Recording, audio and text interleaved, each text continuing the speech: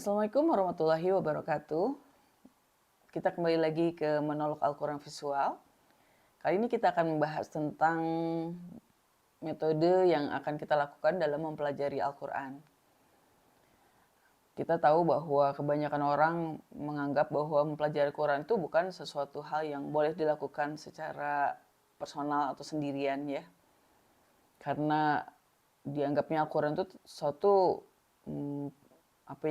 ilmu yang sangat berat gitu ya, maka kita butuh dituntun oleh para guru secara langsung. Nah, tapi yang jadi masalah bahwa kita berada di zaman modern yang mana informasi terhadap ilmu tidaklah tertutup. Maka kalaupun saya mengatakan bahwa saya mempelajari Al-Quran secara mandiri, bukan berarti saya belajar dengan imajinasi saya ya. Karena pasti yang kita akan rujuk adalah kitab-kitab ulama, para tafsir-tafsir ulama, dan juga ceramah-ceramah para ulama. Maka katakanlah saya hanya mencoba merangkumkan dari berbagai ilmu yang telah ulama-ulama sampaikan, lalu mencoba memahaminya dengan pola pikir pribadi ya. Satu hal lagi bahwa persoalan mempelajari Al-Quran secara pribadi juga tidak akan mungkin melepaskan kita semua dari tuntunan Allah Subhanahu wa taala. Karena Allah Subhanahu wa taala sendiri sudah menegaskan bahwa Al-Quran itu adalah untuk seluruh manusia. Maka kalau kita sebagai manusia, ya pasti Al-Quran itu adalah suatu hal yang berhak kita pelajari secara mandiri. Karena dalam kemandirian kita pasti akan meminta petunjuk Allah Subhanahu wa taala. Jadi ya dikatakan mandiri juga sebetulnya tidak mandiri ya. Dan sejauh yang saya pahami bahwa mempelajari Al-Quran secara mandiri justru adalah suatu kewajiban bagi semua manusia. Dalam artian semua manusia harus belajar dengan sungguh-sungguh sekemampunya dalam mempelajari Quran dan dengan petunjuk Allah Subhanahu wa taala, dan juga tetap mempelajari kitab-kitab ilmu-ilmu dari para ulama yang sebelumnya sudah mempelajari Al-Quran. Hal kedua yang harus kita pahami adalah mempelajari Al-Quran itu harus dengan runut dan detil. Maksud dari runut adalah mempelajari Al-Quran itu dari awal sampai akhir. Mengapa begitu? Karena Al-Quran itu sendiri adalah sebuah buku yang sudah hadir, sudah ada. Dan susunannya sampai sejauh ini belum pernah berubah. Mengapa Rasulullah siapa yang menyusun Al-Quran dari Al-Fatihah sampai An-Nas? Banyak perdebatan tentang hal ini. Mereka ada yang mengatakan bahwa itu hanyalah inovasi Utsman. Padahal dalam banyak buku tafsir atau buku-buku ulama lainnya telah disebutkan bahwa penyusunan Al-Quran itu didasarkan atas petunjuk Allah Subhanahu wa taala, dan Rasulullah yang memerintahkan langsung kepada para sahabatnya untuk menyusun Al-Quran jika ada suatu ayat yang turun ya. Jadi Rasulullah akan memerintahkan para sahabatnya untuk menyimpan ayat yang baru turun itu di antara ayat ini atau ayat itu dan sebagainya.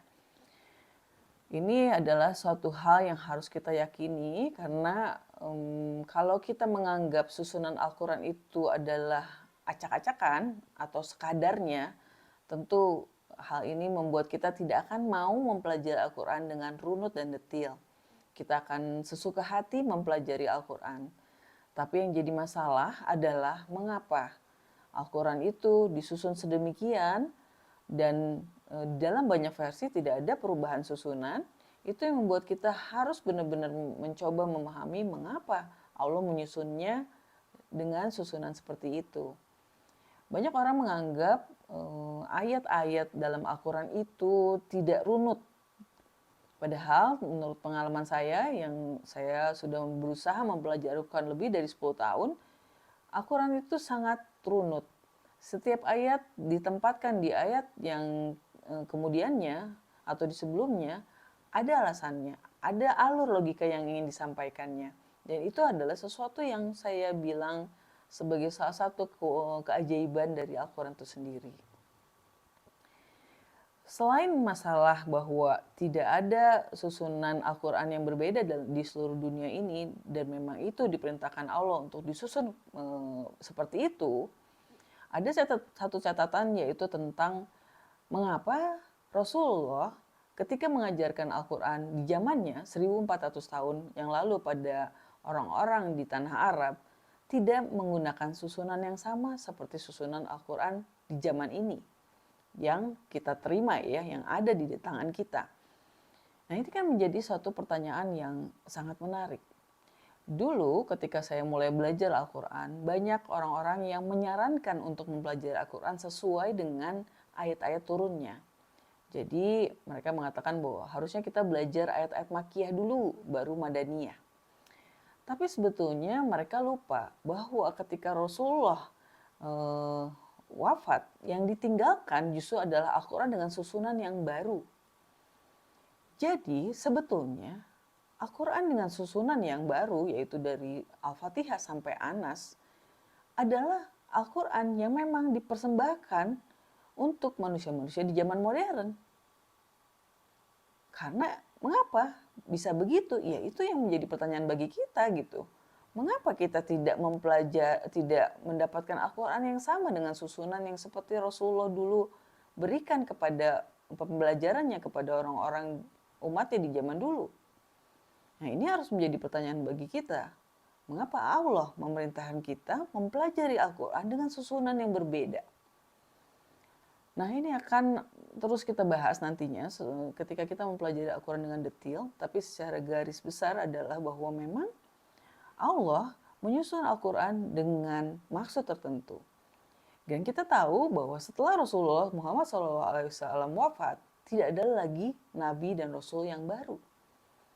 Maka kalau kita memahami, nanti kita akan memahami di dalam ayat Al-Quran bahwa salah satu fungsi Rasul adalah membacakan ayat-ayatnya, kita bisa mengatakan bahwa fungsi Rasul itu digantikan oleh Al-Quran itu langsung dalam bentuk susunannya yang tertentu. Karena ternyata susunan Al-Quran yang sekarang kita pegang itu memberikan suatu tuntunan, suatu petunjuk, suatu arahan bagi kita dalam berjalan. Bukan hanya sekadar isi Al-Qurannya, tapi juga urutannya menjadi suatu titik poin yang membuat kita harus mengikutinya karena dalam urutannya itu sendiri ada rahasia-rahasia yang harus memang kita pahami dan kita ikuti. Nanti kita akan belajar lebih detail soal ini ya. Tapi satu hal yang perlu kita garis bawahi bahwa memang ini adalah suatu hal yang menarik. Kalau bukan kita yang mau membuktikan bahwa Al-Quran itu memang sengaja diturunkan sama Allah dengan urutan yang seperti sekarang, siapa lagi yang mau membuktikan bahwa Al-Quran itu memang benar dari Allah, bahwa Al-Quran itu memang untuk manusia-manusia di zaman modern. Ya, jadi kita mencoba berusaha membuktikan bahwa susunan Al-Quran itu memang sudah disusun sedemikian sehingga agar kita benar-benar bisa memahami Al-Quran sesuai dengan kapasitas kita sebagai manusia-manusia modern. Itulah yang membuat kita mendapatkan susunan yang berbeda walaupun isi Al-Quran itu sendiri sama seperti apa yang telah Allah turunkan kepada Rasulullah Muhammad SAW. Nah, ini akan sangat menarik. Permisalannya adalah sama seperti kita bermain Lego. Kalau kita bermain Lego, ada Lego-Lego tertentu yang bisa disusun dalam menjadi beberapa bentuk. Tergantung apa? Tergantung susunannya kita menyusunnya ya, tahapan kita menyusunnya. Dan seperti itu mirip sekali yang sebetulnya ingin Allah sampaikan pada kita dengan menyusun dengan susunan yang berbeda, itu akan menghasilkan suatu yang berbeda ya, membuat kita akan menjalani tahapan perjalanan pemahaman yang berbeda dan menghasilkan kita menjadi manusia yang berbeda juga. Ya, ini sangat menarik. Maka kalau kita yakin bahwa Al-Quran memang disusun sedemikian sehingga untuk manusia-manusia di zaman modern, ya siapa lagi yang mau membuktikan selain kita bahwa susunan Al-Quran yang sangat menarik ini dari Al-Fatihah sampai Anas memang disusun untuk manusia-manusia zaman modern dan kita akan mencoba untuk mengikuti susunan itu dan membuktikan bahwa memang Al-Quran yang Allah turunkan setara dengan tuntunan atau sunnah ya Rasulullah SAW. Seakan-akan Rasulullah itu masih ada di zaman kita dan membuat kita bisa menjalani kehidupan sebaik atau sekualitas ketika Rasulullah ada di sini. Luar biasa ya. Mari kita coba sama-sama buktikan. Sekian dulu pembahasan tentang metode mempelajari Al-Quran. Insya Allah kita lanjutkan di kesempatan selanjutnya. Assalamualaikum warahmatullahi wabarakatuh.